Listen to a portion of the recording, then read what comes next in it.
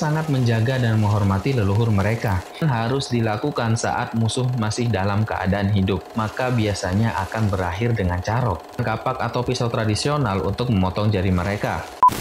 Halo semuanya, seperti yang kita ketahui, Indonesia, negara kita tercinta ini punya banyak banget suku bangsa yang ada di seluruh wilayah Indonesia. Seperti suku Minang yang berasal dari Sumatera Barat, suku Sunda dari Jawa Barat, suku Tengger dari Jawa Timur, suku Bali dari Bali, suku Bugis dari Sulawesi, suku Dayak dari Kalimantan, suku Asmat dari Papua, dan masih banyak lagi suku-suku yang tersebar di seluruh daerah di Indonesia. Diketahui ada sekitar 300 lebih kelompok etnis atau suku bangsa, atau lebih tepatnya, di Indonesia memiliki 1.340 suku bangsa yang berada dari Sabang sampai Merauke. Jadi, nggak aneh kalau Indonesia punya banyak banget tradisi dan budaya yang berasal dari suku-suku tersebut. Karena setahu aku nih, setiap daerah dan setiap suku memiliki tradisi yang berbeda-beda. Ngomong-ngomong tentang tradisi nih, tadi kan udah dikatakan kalau di setiap daerah dan suku memiliki tradisi yang berbeda-beda. Nah, ternyata ada beberapa tradisi yang menurut aku cukup creepy di Indonesia. Seperti halnya tradisi Carok Madura yang beberapa bulan kemarin sempat viral lagi. Dan sebenarnya masih ada beberapa tradisi lainnya yang gak kalah creepy atau menakutkan. Nah, hari ini aku bakal membahas beberapa tradisi unik dan mengerikan atau menakutkan yang ada di Indonesia.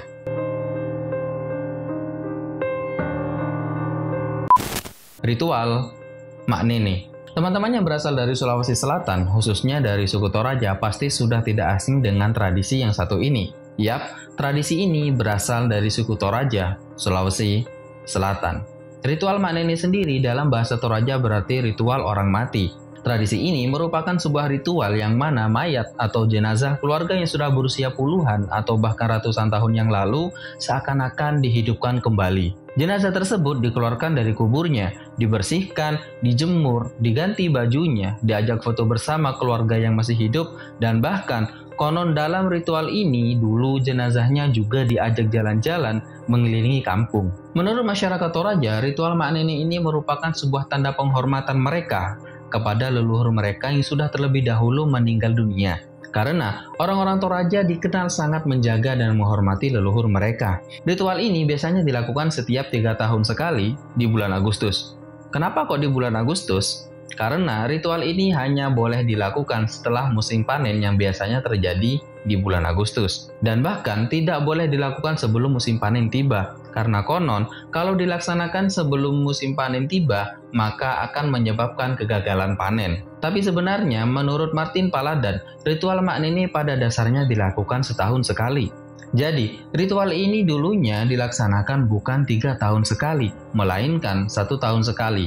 Tapi, karena tidak semua masyarakat Toraja berada di tanah Toraja, atau ada beberapa masyarakat Toraja yang merantau ke daerah lain, dan juga ritual ini memakan biaya yang tidak sedikit. Akhirnya, diadakan Kombongan Kalua yang diinisiasi oleh tokoh-tokoh adat Toraja. Hingga akhirnya ditentukan kalau ritual Mak Nene diadakan setiap 3 tahun sekali. Kombongan Kalua sendiri singkatnya merupakan sebuah pertemuan adat yang diadakan untuk memusyawarahkan sesuatu yang berkaitan dengan adat masyarakat Toraja. Dalam ritual Mak Nene sendiri ada beberapa langkah yang harus dilaksanakan sesuai dengan urutan. Langkah yang pertama, seluruh keluarga dari jenazah akan berkumpul di sebuah tempat yang dinamakan Patane. Patane sendiri merupakan makam keluarga, tapi makamnya tidak berbentuk seperti makam-makam yang ada di kuburan, melainkan makamnya berbentuk sebuah rumah yang di dalamnya ada jenazah dari leluhur keluarga tersebut. Setelah semua anggota keluarga berada di Patane, sebelum jenazahnya dikeluarkan, seorang tetua desa yang disebut Nek Tomane akan membacakan sebuah doa. Nah, doanya ini menggunakan bahasa Toraja kuno. Setelah itu, pihak keluarga akan melakukan penyembelihan bayi atau babi dan kerbau untuk dikorbankan. Untuk jumlah dari babi disesuaikan dengan jumlah jenazah yang ada di dalam Patane. Sedangkan untuk jumlah kerbau disesuaikan dengan jumlah anggota keluarga yang ada di sana. Pengorbanan hewan ini dilakukan untuk penghormatan kepada leluhur. Selain itu, menurut kepercayaan masyarakat Toraja kuno, Aluk Todolo, kalau tidak dikurbankan kerbau, maka si pemilik tubuh tidak akan pernah sampai ke Puya atau surga menurut kepercayaan masyarakat Toraja. Nah, waktu pemotongan kerbau berlangsung, biasanya akan dibunyikan sebuah gong sesuai dengan jumlah kerbaunya. Kalau ada 10 kerbau, maka gongnya akan dipukul 10 kali. Setelah selesai pemotongan hewan, pihak keluarga akan menyiapkan daun sirih di depan liang kuburan. Daun sirih tersebut dipercaya sebagai kunci pembuka. Kemudian keluarga melakukan pembukaan liang yang disebut dengan Pak Tene. Nah, acara Pak Tene ini merupakan tanda ritual Mak Nene sudah dimulai. Setelah itu, jenazah dari leluhur yang ada di dalam patani itu dikeluarkan, kemudian dibersihkan dari debu menggunakan kuas, membersihkan kotoran menggunakan kain, memakaikan baju baru, perhiasan-perhiasan, dan apapun yang biasanya disukai oleh jenazah selama dia hidup. Setelah itu, jenazah dijemur sekitar 3 hari sampai 1 pekan, sesuai kesepakatan pihak keluarga. Nah, dalam masa itulah, jenazah biasanya diajak berfoto bersama dengan keluarga yang masih hidup. Setelah semua kegiatan itu selesai, jenazah yang sudah terlihat bersih dan rapi kembali ditidurkan ke dalam peti jenazah yang baru, lalu dimasukkan kembali ke dalam patane. Dan akhirnya, ritual Mak Nene pun diakhiri dengan acara Mak Sisemba atau perkelahian menggunakan kaki. Masyarakat Toraja sangat menghormati para leluhur mereka.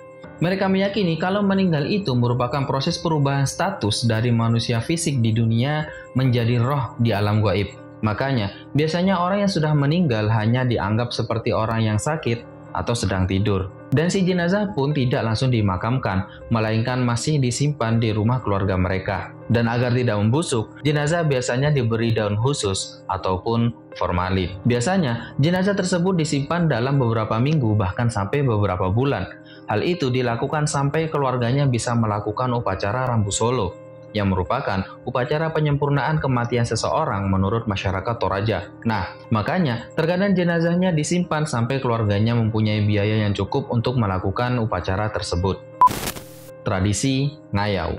Biasanya ketika kita akan meminang seorang perempuan, pihak keluarga perempuan akan meminta mas kawin ke pihak laki-laki. Mas kawin tersebut bisa berupa emas, uang, atau barang-barang lain yang disukai oleh si perempuan ini. Tapi lain halnya dengan suku Dayak dari Kalimantan. Beberapa suku Dayak yang ada di sana mensyaratkan seorang laki-laki yang mau menikahi perempuan dari keluarga mereka harus membawa manusia sebagai mas kawin dan agar bisa diterima di keluarga si perempuan. Tradisi tersebut disebut dengan tradisi ngayau. Tradisi ngayau sendiri adalah sebuah tradisi memburu manusia. Selain untuk mas kawin, ngayau juga merupakan sebuah cara untuk membuktikan keberanian dan kemenangan. Tapi sebenarnya, tidak semua suku Dayak di Kalimantan menjalankan tradisi ngayau ini. Hanya suku Dayak Ngaju, suku Dayak Kenya, dan suku Dayak Iban yang menjalankan tradisi ini. Bagi suku Dayak Ngaju, Kalimantan Tengah, tradisi ngayau dilakukan untuk kepentingan upacara tiwah. Nah, upacara tiwah sendiri adalah prosesi sakral dari suku Dayak Ngaju untuk mengantarkan jiwa atau roh orang yang telah meninggal dunia. Menurut kepercayaan Dayak Ngaju, kalau tidak melakukan prosesi tiwah untuk keluarga mereka, maka arwah orang yang meninggal tersebut akan tetap berada di dunia dan tidak dapat kembali menuju ke asalnya. Nah, biasanya ketika dilakukan perburuan atau ngayau, suku Ngaju akan mengincar pria dari suku musuh yang paling kuat. Karena konon, semakin kuat hasil buruannya, maka ritual tiwah akan semakin berjalan dengan lancar. Sedangkan bagi suku Dayak Kenya, tradisi ngayau berkaitan dengan tradisi mamat. Tradisi mamat adalah sebuah tradisi untuk menyambut prajurit yang kembali dari perburuan dan berhasil mengalahkan musuh. Selain itu, mamat juga diartikan sebagai pesta pemotongan yang merupakan upacara untuk merayakan peningkatan status sosial atau jabatan atas pencapaian dalam perburuan. Bagi orang yang berhasil memenggal musuh akan diberi kehormatan untuk memakai gigi macan kumbang di telinganya, hiasan kepala dari burung enggang, dan tato dengan gambar khusus. Nah, dalam perburuan biasanya dilakukan secara berkelompok yang terdiri dari 10-20 orang laki-laki dari suku Dayak yang dilakukan secara rahasia dan harus dilakukan saat musuh masih dalam keadaan hidup. Sedangkan bagi suku Dayak Iban, tradisi berburu ini mempunyai nama yang berbeda, yaitu gawai.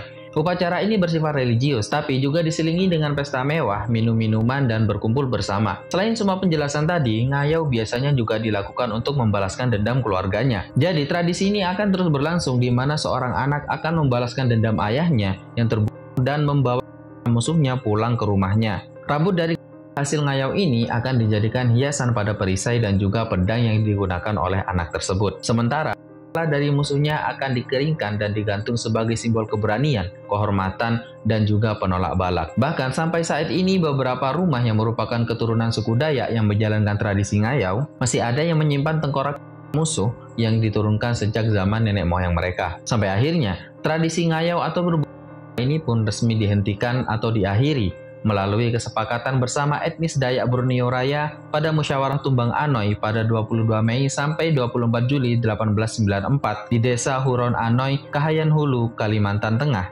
karena dianggap menimbulkan perselisihan antar suku Dayak. Jadi sekarang tradisi ngayau ini sudah tidak dipraktekkan sama sekali oleh suku Dayak manapun dan bisa juga dianggap punah. Walaupun menurut sebuah sumber tradisi ngayau sebenarnya masih dilakukan, tapi yang awalnya membawa manusia saat ini diganti dengan membawa kepala hewan. Bagi teman-teman yang berasal dari Kalimantan khususnya suku Dayak, kalau ada yang salah atau kurang silahkan diluruskan di kolom komentar.